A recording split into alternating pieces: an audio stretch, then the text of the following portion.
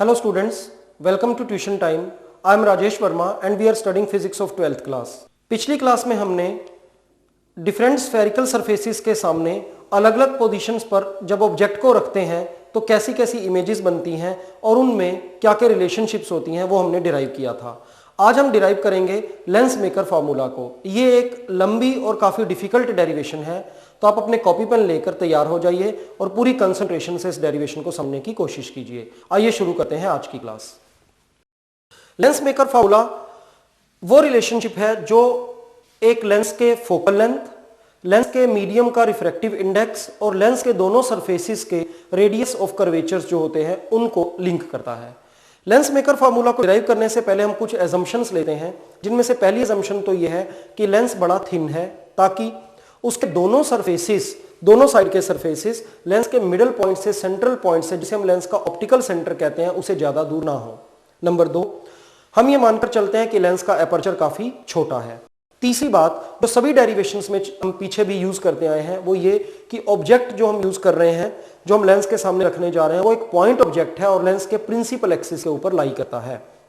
और चौथी बात, ऑब्जेक्ट से जो रेज चल रही हैं वो सभी रेज स्मॉल एंगल्स बनाती हैं ताकि जब हमें जरूरत पड़े हम theta is equal to tan theta is equal to sine theta का यूज कर सकें। So before doing lens maker formula we have 4 assumptions. One is that the lens is very thin so that two surfaces of lens are very near to its middle point, that is called its optical center. Number 2, the aperture of the lens is very small. Number 3, the object is a point object and it is placed on the principal axis of the lens. And number 4, all the angles made by all the rays or normal, all the angles are very very small so that whenever we need we can use theta is equal to sin theta or theta is equal to tan theta. इसके अलावा derivation के and में values put करते समय हम new Cartesian sign conventions को use करेंगे। New Cartesian sign conventions ये हैं। Number 1, all the distances are measured from the pole of the lens, all the distances are measured from the optical centre of the lens. जब एक surface होता है तब हम पोल से मेजर करते हैं, लेंस में 2 सरफेसेस हैं, हम लेंस के ऑप्टिकल सेंटर से मेजर करेंगे। Number 2, distances measured in the direction of the incident rays are taken as positive and the distances measured opposite to the direction of incident rays are taken as negative. Number 3, distances measured above the principal axis are taken as positive and below are taken as negative. इन सारी assumptions को use करते हुए, इन Cartesian sign conventions को use करते हुए हम lens maker formula की derivation करते हैं। लेंस क्या होता है? एक रिफ्रैक्टिंग मीडियम जो दोनों तरफ स्फेरिकल सरफेसिस से बाउंड हुआ है, जिसके दोनों तरफ स्फेरिकल सरफेसिस हैं, वो एक लेंस कहलाता है। हम एक ऐसा लेंस यूज करने जा रहे हैं जिसके दोनों तरफ कॉन्वेक्स स्फेरिकल सरफेसिस हैं। So this is our lens with 2 convex spherical surfaces. Diagram में चाहे हम लेंस को जितना मर्जी थिक दिखाएं, एजम्पशन हमारी यही है कि लेंस काफी थिन है। ये लेंस का फर्स्ट सरफेस है और ये इसका पोल P1, दूसरे सरफेस का ये पोल P2 और लेंस का middle point optical centre C ये रहा। ये लेंस का प्रिंसिपल एक्सिस होगा। This is P1, this is P2 and this is optical centre C। ये लेंस का फर्स्ट स्फेरिकल सरफेस है। लेंस डेंसर मीडियम से बना हुआ है, इसका मीडियम का refractive index with respect to vacuum μ2 है और सराउंडिंग में जो एयर मीडियम है उसका रिफ्रैक्टिव इंडेक्स μ1 है। ये फर्स्ट स्फेरिकल सरफेस है, इसका सेंटर ऑफ कर्वेचर इस साइड पर पड़ेगा। Let it centre of curvature be this, let us call it C1। Similarly ये सेकंड सरफेस है, स्फेरिकल सरफेस, इसका अगर हम इमेजिनरी स्फीयर बनाएं तो वो ऐसे बनेगा और उसका सेंटर इधर कहीं पड़ेगा। So let us take this as optical centre of the second surface C2। यहां पर हम एक ऑब्जेक्ट को रखते हैं O। ऑब्जेक्ट से एक लाइट की रे ऐसे चलकर लेंस पर गिरती है, फर्स्ट सरफेस पर गिरती है इस पॉइंट M पर। अगर ये सेकंड सरफेस ना हो तब क्या होगा, पहले हम ये देखेंगे। इस फर्स्ट फेस का सेंटर ऑफ कर्वेचर यहां पर है। अगर हम इसको इससे ज्वाइन करें इस पॉइंट को तो हमें इस पॉइंट के लिए नॉर्मल की डायरेक्शन मिल जाएगी। अगर ये वाला सरफेस ना होता तो ये रे जो कि एक डेंसर मीडियम में जा रही है, हम ये मानकर चल रहे हैं सारा ये डेंसर मीडियम एक्सटेंड हुआ होता, तो ये रे कुछ इधर को मुड़ जाती नॉर्मल की तरफ, ऐसा जाने की जगह थोड़ा नॉर्मल की तरफ मुड़ती, ये रे इधर को मुड़ जाती और एक रे और जो ऑब्जेक्ट से आ रही है वो लेंस पर नॉर्मल डायरेक्शन में गिर रही है, वो सीधी जा रही है, ये रे उस रे से मिल जाती, अगर ये सरफेस ना होता तो यहां पर ये इसे मिलती और यहां पर एक इमेज बनती। Let us call this image as I1। पर एक्चुअल में ऐसा नहीं होगा। क्यों नहीं होगा? जब ये रिफ्रैक्टेड रे इस सेकंड सरफेस को स्ट्राइक करेगी तो उसके बाद ये रेयरर मीडियम में चली जाएगी। सेकंड सरफेस का नॉर्मल कैसे ड्रॉ किया जाए? इस सरफेस का सेंटर ऑफ कर्वेचर ये रहा, इस पॉइंट को इसके सेंटर ऑफ कर्वेचर से मिलाने पर ये नॉर्मल मिला। ये वाली रे फिलहाल डेंसर मीडियम में है, अब ये रेयरर मीडियम में जा रही है, ये अपने नॉर्मल से कुछ अवे हो जाएगी। ऐसे सीधा जाने की जगह नॉर्मल से थोड़ा अवे हो जाएगी, इधर को हो जाएगी और ये ऐसे चली जाएगी। दूसरी रिफ्रैक्टेड रे को ये रे यहां पर एक्चुअल में मिल रही है, इसलिए यहां पर इमेज आई बनेगी। पहले तो हमें इस डायग्राम को अच्छी तरह से बनाना आना चाहिए। उसके बाद ऑब्जेक्ट वाली जगह पर एंगल अल्फा, इमेज की पोजीशन पर एंगल बीटा, क्योंकि यहां पर दो इमेजेस हमने देखी हैं इसलिए एक बीटा और एक बीटा 1 लगा देते हैं। इंसिडेंट रे और नॉर्मल, इन दोनों के बीच में एंगल ऑफ इंसिडेंस आई। इसके अलावा नॉर्मल और ये रिफ्रैक्टेड रे, ये angle R1 angle of refraction. अगर हम उस डायरेक्शन से देखें तो हम इस रे को इंसिडेंट रे मान सकते हैं और इस रे को रिफ्रैक्टेड रे मान सकते हैं, इसलिए यहां पर ये एंगल R2। पहले हम इधर के पार्ट को डील करते हैं। इस पार्ट में ऑब्जेक्ट हमारा रेयरर मीडियम में रखा हुआ है, कॉन्वेक्स स्फेरिकल सरफेस के सामने रखा गया है, और अगर ये सेकंड सरफेस को कंसीडर ना किया जाए तो I1 इसकी एक रियल इमेज है। In this case for first face O is object, it is in rarer medium, it is in front of convex spherical surface, in front of convex spherical surface, and I1 is real image। हमने जो पिछली classes में कुछ derivations की थी उनमें से जो सबसे पहली वाली डेरिवेशन थी उसको करते समय बीच में एक रिजल्ट आया था, वो रिजल्ट था μ1/PO plus μ2/PI is equal to μ2 minus μ1/PC। इस रिजल्ट को हम यहां पर डायरेक्टली यूज करेंगे।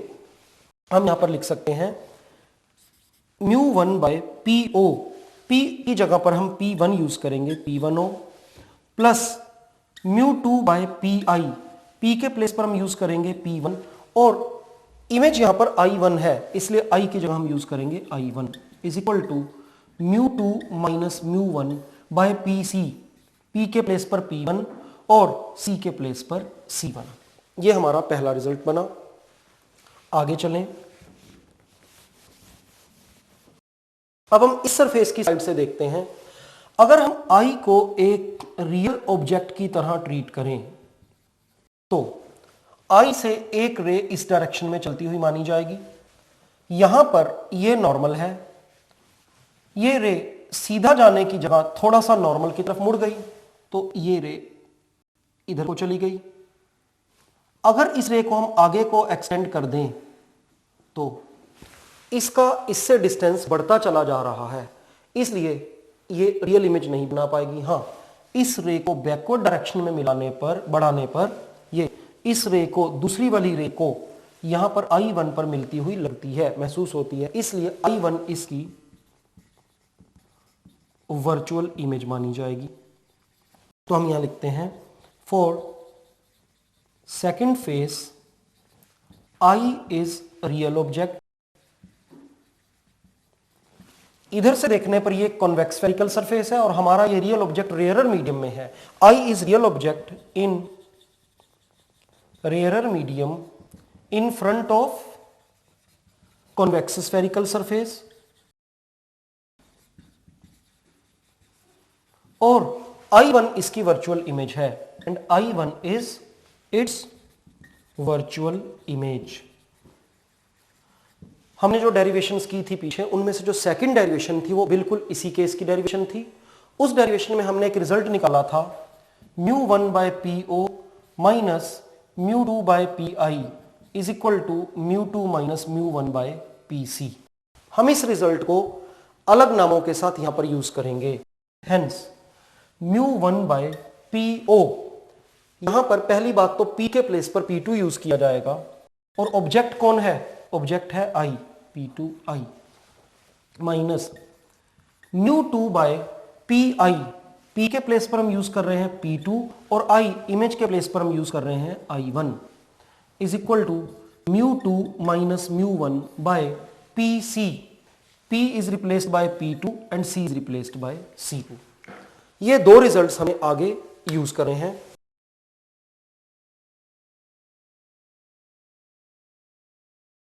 अब क्योंकि ये पॉइंट्स P1 और P2 दोनों C के बहुत पास हैं, इसलिए जो डिस्टेंसेस P1 या P2 से मेजर किए गए हैं उन्हें हम C से मेजर किया हुआ मानेंगे। फॉर एग्जांपल अगर P1O लिखना है तो हम उसे CO लिखेंगे। आगे हम करते हैं, as P1 and P2 are near C, hence पहला रिजल्ट हमारा बन जाएगा μ1 बाय P1O के प्लेस पर हम लिखेंगे CO प्लस μ2 बाय P1I1 के प्लेस पर हम लिखेंगे CI1 is equal to μ2 minus μ1 by P1 के प्लेस पर हम लिखेंगे C और आगे C1। इसी तरह से हम दूसरे रिजल्ट को भी लिखते हैं, μ1 by P2 is replaced by C, CI minus μ2 by P2 is replaced by C, CI1 is equal to μ2 minus μ1 by CC2। इन दोनों रिजल्ट्स को हम ऐड कर देते हैं। On adding these results what we get, let us see. इनको add करने पर ये रिजल्ट कैंसिल हो जाएगा, हमें मिलेगा μ1 by CO plus μ1 by CI, μ1 by CO plus μ1 by CI is equal to, सामने हमें मिलेगा μ2 minus μ1, μ2 minus μ1 by CC1 plus μ2 minus μ1 by CC2।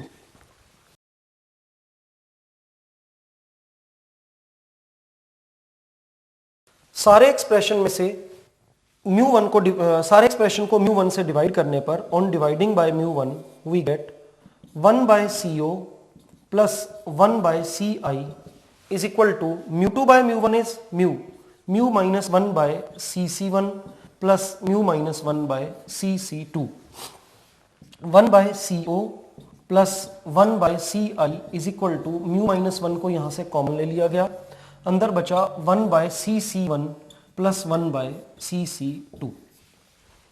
अब हम इन CO, CI वगैरह की वैल्यूज को पुट करते हैं। Now what is CO?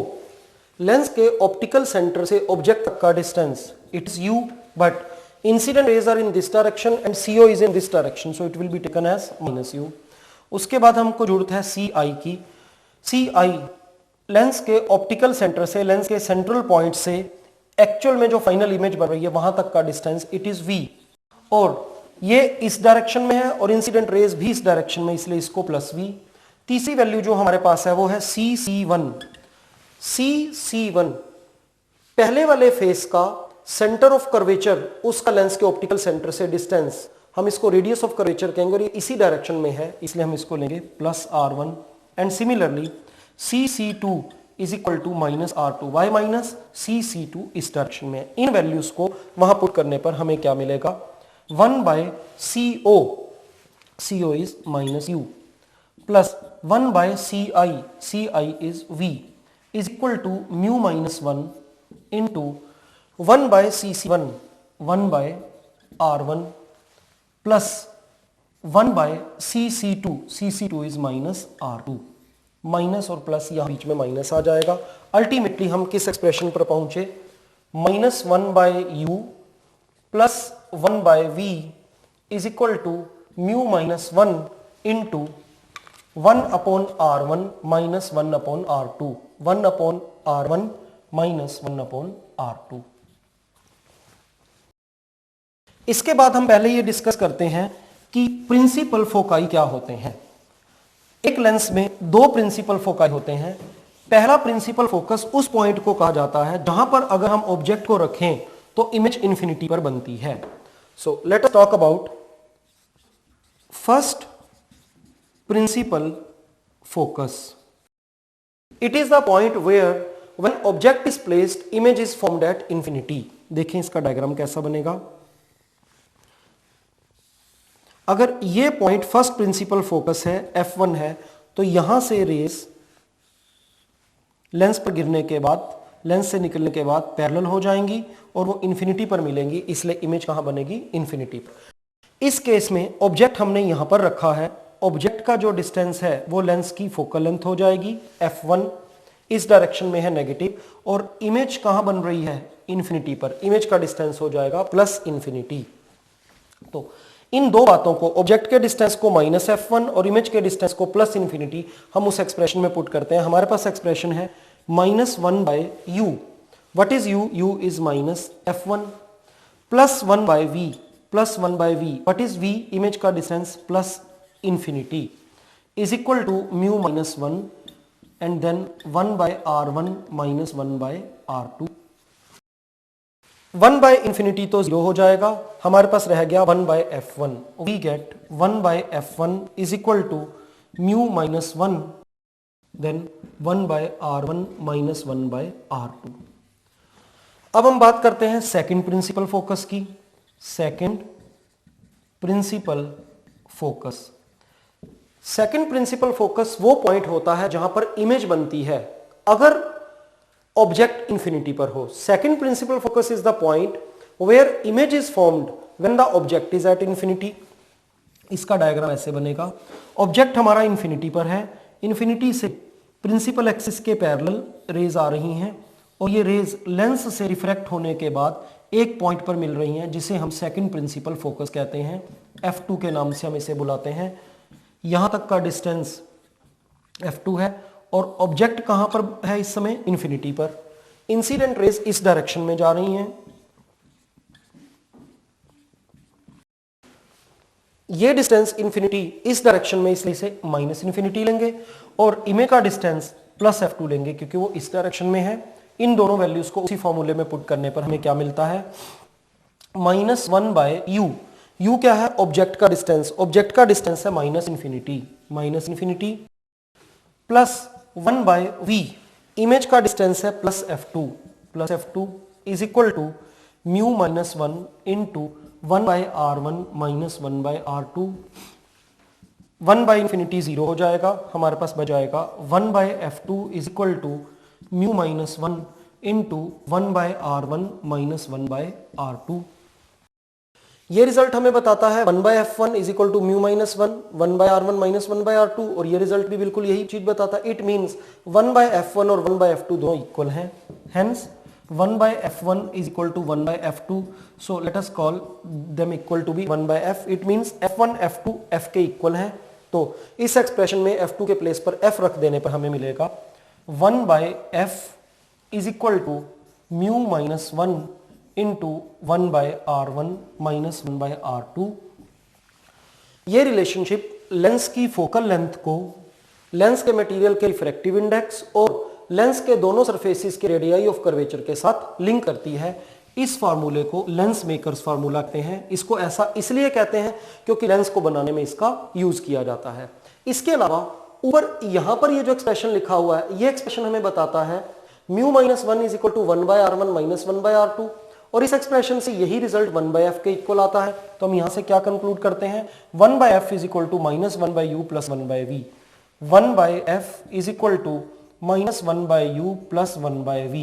This is also called lens maker formula, but this is called its Gaussian form. तो हमने लेंस मेकर फॉर्मूला की दो फॉर्म्स ड्राइव की, एक ओरिजिनल लेंस मेकर फॉर्मूला और दूसरा उसकी गॉसियन फॉर्म।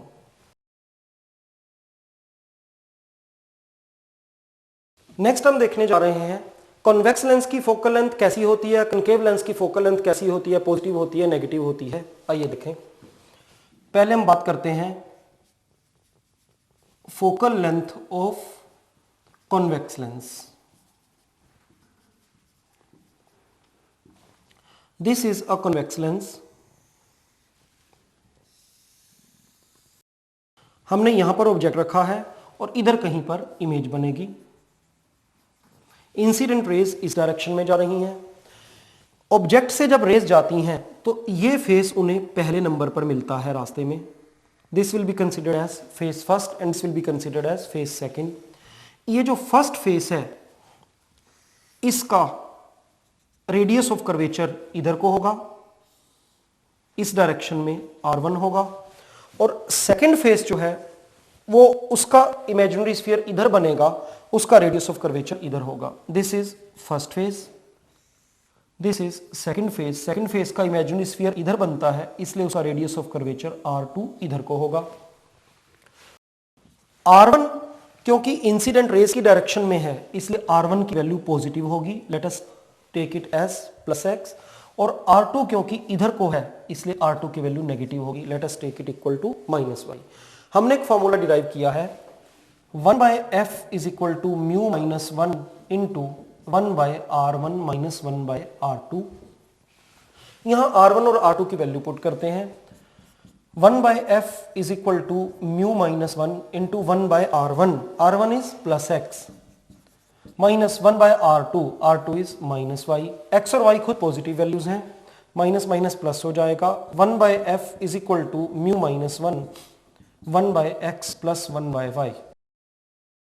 लेंस का मटेरियल सराउंडिंग मटेरियल जो कि नॉर्मली एयर होता है उससे डेंसर है, इसलिए लेंस का रिलेटिव रिफ्रैक्टिव इंडेक्स 1 से ग्रेटर है। As this value is greater than 1 hence this value is positive, और ये पूरा एक्सप्रेशन तो है ही positive. Clearly f is positive. तो हमें आज के बाद क्या याद रखना है, कॉन्वेक्स लेंस की फोकल लेंथ पॉजिटिव होती है। अब हम दूसरा केस देखते हैं, focal length of a concave lens. Concave lens की फोकल लेंथ नेगेटिव आएगी, हमें यह फाइंड करना है ऐसा क्यों होगा। Focal length of a concave lens, this is a concave lens.